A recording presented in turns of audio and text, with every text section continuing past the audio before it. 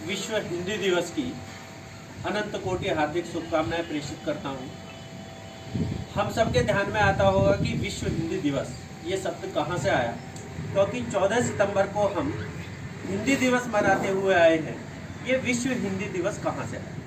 तो सबसे पहले मैं हिंदी दिवस के विषय में आपको बताता हूं कि 14 सितंबर सन 1949 को भारतवर्ष की आधिकारिक रूप से राजभाषा का दर्जा हिंदी को प्रदान किया गया कि हिंदी को हमें काम में लेना है, हिंदी में कामकाज को करना है।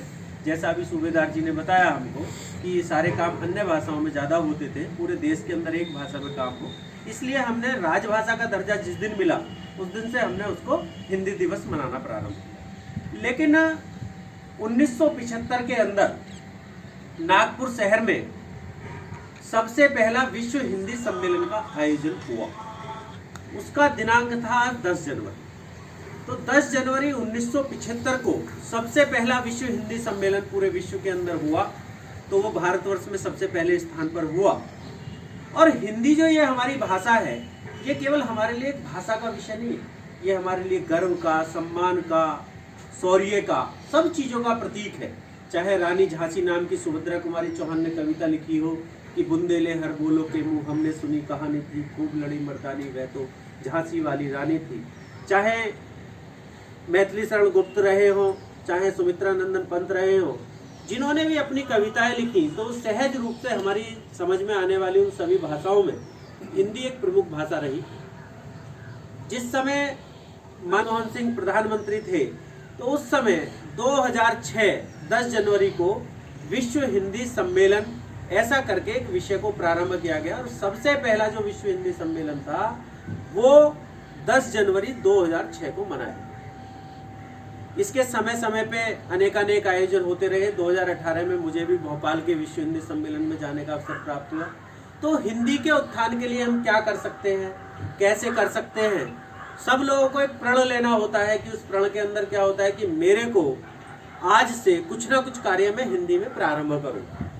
कुछ एक दो शब्द हो सकते हैं, एक दो पंक्तियां हो सकती हैं। तो विश्व हिंदी सम्मेलन इसलिए भी मनाया जाता है कि विश्व के जो 202 देश, वैसे 197 देश जो होते हैं, उन 197 जो नाटो के देश हैं, उन सभी के अंदर हिंदी की जो बोलने वाली भाषा है वो एक प्रमुख रूप से भाषा है। क्योंकि जहां जहां भारत का समाज पहुंचा, उन लोगों ने वहां पे हिंदी को बोलना प्रारंभ किया। दूसरे नंबर पे बहुत सारे लोगों ने हिंदी को पढ़ना प्रारंभ किया। सरकार ने हिंदी को प्रमोट करने के लिए हिंदी के अंदर राजभाषा अधिकारी नियुक्त किए। हिंदी के अंदर उन्होंने परिवर्तन, जो हिंदी को दूसरी भाषा से हिंदी में लिखना, ऐसी एक भाषा अनुवादक के रूप में लोगों को रखे। तो इससे लोगों को रोजगार का भी काम प्राप्त हुआ।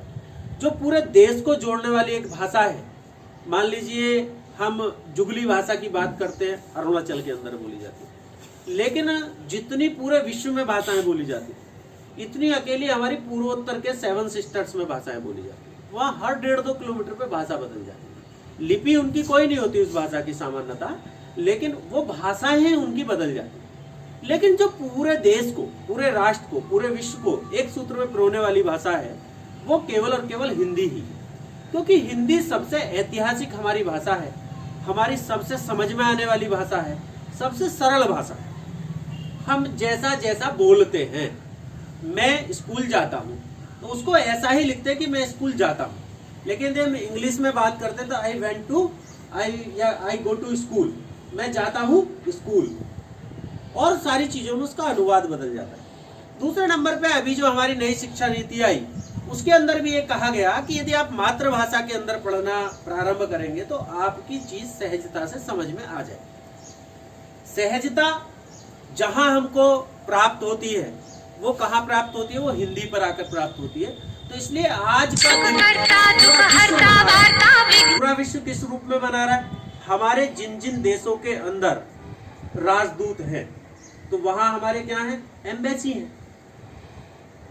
और एम्बेसियों के अंदर आज की तारीख में वहां बिल्कुल हिंदी संस्कृति के हिसाब से सभी लोग विश्व हिंदी दिवस का आज आयोजन कर रहे हैं।